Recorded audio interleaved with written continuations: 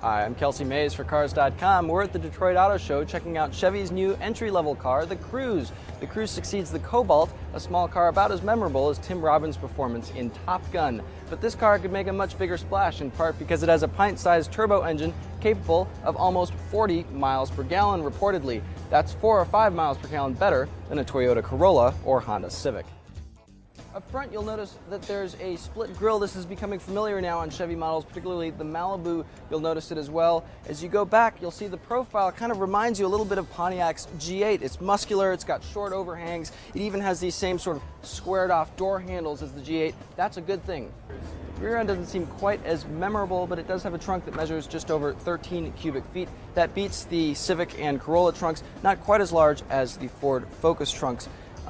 Now, all three cars do have split folding or folding rear seats. This does not. It's a fixed rear seat. There's only a pass-through for skis and other long, narrow items. So if you go to Home Depot or Target and buy really large things, that might be a deal breaker for you. The cabin has the same twin cowl sort of dashboard design that you see in a lot of other Chevy products, from the Malibu all the way up through the Corvette. A lot of expected things you'd get in this class: a height-adjustable driver's seat, tilt and telescoping steering wheel. The seats have this kind of textured woven material. It's comfortable. I'm not sure it's very high quality. It kind of continues onto the mid-dash. This is actually an interesting way of avoiding the inevitable use of hard-touch plastics you find in this price range. The Smart 4.2 kind of has something similar going on. Gone is GM's old and pretty user-friendly stereo faceplate. Instead, there's this sort of phalanx of buttons right here with a directional keypad for the optional navigation system.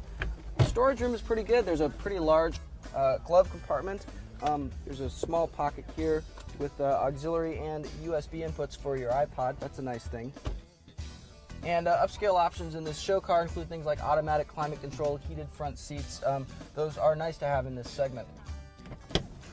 Expect safety features like curtain airbags and anti-lock brakes to be standard, and with stability control required on all cars by 2012, we wouldn't be too surprised to see that make the list as well. In a depressed sales year with car buyers moving toward anything more affordable, GM could sure use a big hit like the Cruze.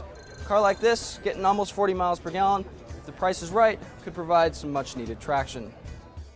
For additional information on this car or any other, go to Cars.com and our blog, Kicking Tires.